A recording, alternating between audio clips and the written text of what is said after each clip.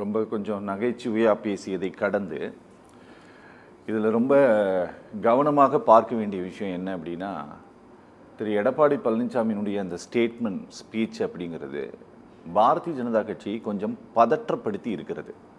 சரியா? பதற்ற மூட்டி இருக்குது அவருடைய ஸ்டேட்மெண்ட். அது சமூக வலைதளங்களில் பிஜேபியினுடைய ஐடி விங்கில் இருக்கக்கூடியவர்கள், இல்லை இவர் இந்த அர்த்தத்தில் இவர் பேசலை, இது திமுக பண்ணிட்டு இருக்கக்கூடிய நரேட்டிவ்க்கு கொடுக்கப்பட்ட பதில் தான் இது அப்படின்ட்டு ஒரு விளக்கத்தை தர வேண்டிய இடத்துல பாரதிய ஜனதா கட்சியினுடைய மாநில தலைமை இருக்குது. இந்த கூட்டணி வலுவாக தான் இருக்குது, நாம் அங்கம் வகிப்போம், அமித்ஷா சொல்லதை அப்படியே அக்னாலஜ் பண்ணிட்டு போக வேண்டிய பொறுப்பு பிஜேபிக்கு இருக்குது. ஆனால் இப்படி பிஜேபிக்கு விளக்கம் தர வேண்டிய தேவை அண்ணா திராவிட முன்னேற்ற கழகத்திற்கு எங்கிருந்து வந்தது? ஏன்னா ஏன் சொல்றேங்கிறத தயவு செஞ்சு நீங்க புரிஞ்சுக்கணும். நீங்க திரு எடப்பாடி பழனிசாமி முதலமைச்சராக இருந்தபோது இன்னைக்கு எதிர்கட்சி தலைவர் அவர் 2021 சட்டமன்ற தேர்தலை சந்திக்கும் போது, தேர்தலுக்கு பிறகு முதலமைச்சர் யாருங்கிறது எங்க டெல்லி தலைமை தான் தீர்மானிக்கும் அவங்க திரும்ப திரும்ப சொல்லிட்டு இருந்தாங்க. அப்படி சொல்லி கொண்டிருந்த ஒரு பார்ட்டி அது.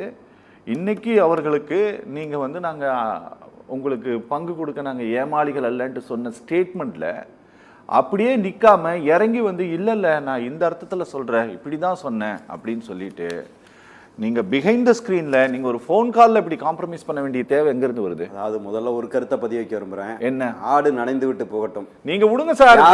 யாரோ ஊழையிட வேண்டிய அவசியம் இல்லை. எங்க கூட்டணிங்க, அதாவது சார் நான் இல்ல 520 வாக்குறுதிகளை தந்து மக்கள் அரசை உருவாக்குகின்றன என்று சொல்லி இன்றைக்கு அடிமைகளாக கிளைக்கழகங்களாக மாறி போன திமுக கூட்டணி கட்சியை போல நாங்கள் இருக்க வேண்டும் என்று நினைக்கிறீர்கள்.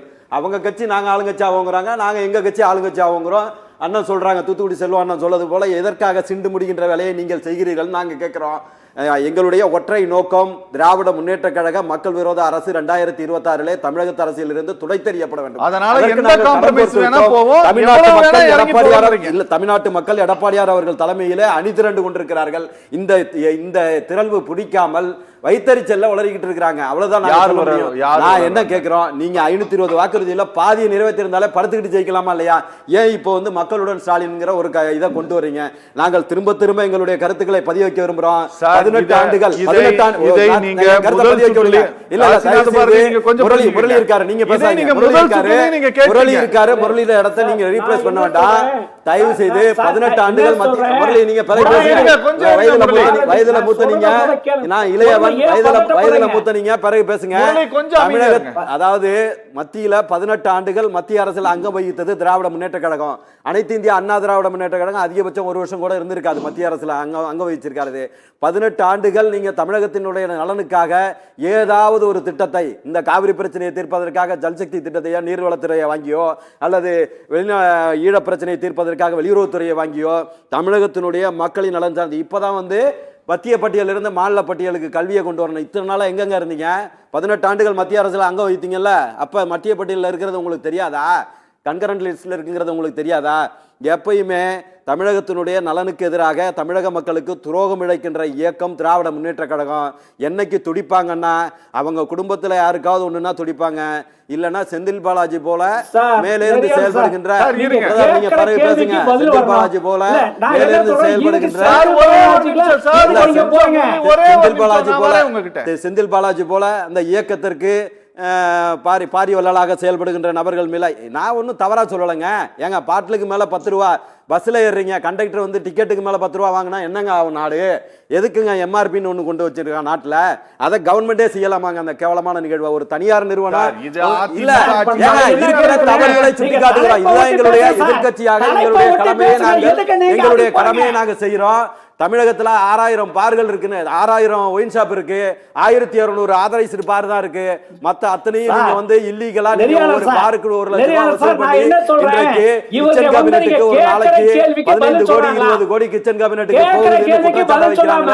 இதற்கு உங்களுடைய பதில் என்ன? தமிழகத்தினுடைய நான் என்ன கேட்கிறோம், நீங்க கடனை வாங்கினது மூலமாக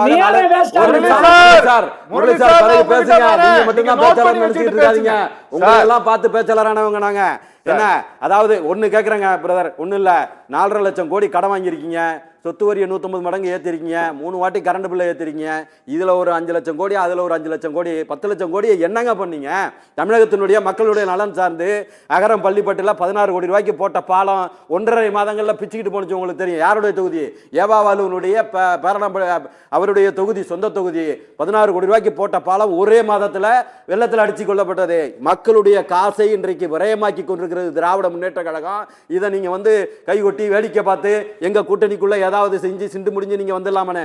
நாங்க வேங்கவேல் பிரச்சனை போல உண்மையிலேயே அண்ணன் திருமாவர்கள் மீது எங்களுக்கு ஒரு மதிப்பு மரியாதை இருந்தது. ஒடுக்கப்பட்ட மக்களுடைய தலைவர்னு வேங்கவேல் பிரச்சனைக்கு பிறகும் கைகட்டி வாய்ப்புத்தி திமுகவினுடைய கிளைக்கழகங்களாக மாறி போன கட்சியை போல எங்கள்ட்ட நாங்க ஆளுங்கட்சி நாங்க சொல்லுவோம், அமித்ஷா அவர்கள் அவர் ஆளுங்கட்சின்னு சொல்லுவாரு. இதுதாங்க கூட்டணி, இதுதாங்க ஜனநாயகம். இது என்னங்க திமுக போல நவீன கால மன்னராட்சியாங்க? அப்பாரு வருவாரு, புள்ள வருவாரு.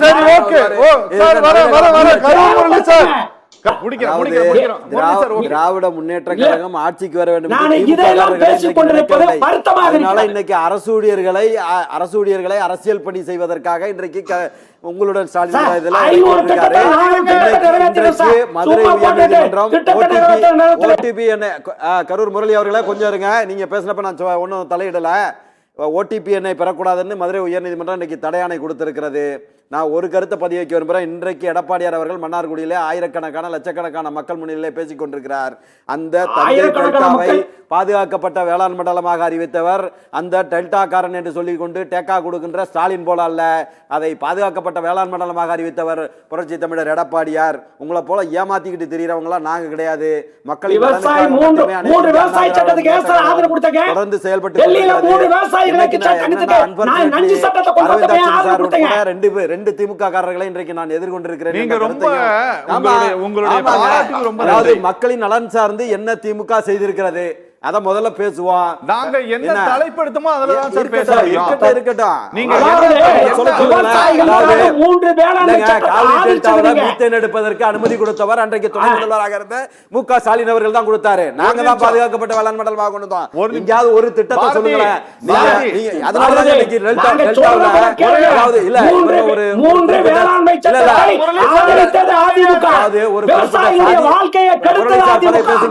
ஒரு குறிப்பிட்ட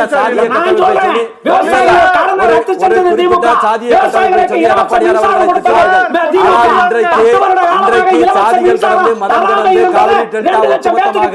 எடப்பாடியார் அவர்களை வரவேற்கிறது என்று சொன்னால் காவிரி டெல்டாவை பாதுகாக்கப்பட்ட வேளாண் மண்டலமாக அறிவித்த உண்மையான மீட்பர் எடப்பாடியார். உங்களை போல என்றைக்கும் உங்களுடைய நலனுக்காக உங்களுடைய மகனுடைய நலனுக்காக செயல்படுகின்ற இயக்கம் அனைத்து இந்திய அண்ணா திராவிட முன்னேற்ற கழகம் கிடையாது. அனைத்து இந்திய அண்ணா திராவிட முன்னேற்ற கழகத்தில் கிளைக்கழக செயலாளர் இருந்து பொதுச் செயலாளர் வர முடியும். திமுகவுல ஸ்டாலின் குடும்பத்துல கருணாநிதி குடும்பத்துல பிறந்தவனை தவிர வேறு யாராவது அங்க பதவிக்கு வர முடியுமாங்கிறத மட்டும் இந்த முரளி உட்பட யாராவது வர முடியுமா என்பதை முதல்ல சொல்லுங்க. அது முதல்ல ஜனநாயகமாங்கிறத சொல்லுங்க. இப்படி நீங்கள் நினைப்பது போல அண்ணா அவர்கள் நினைத்திருந்தால் இன்னைக்கு நீங்க எங்க இருந்திருப்பீங்கிற கருத்தை பதிவு வைக்க விரும்புறேன்.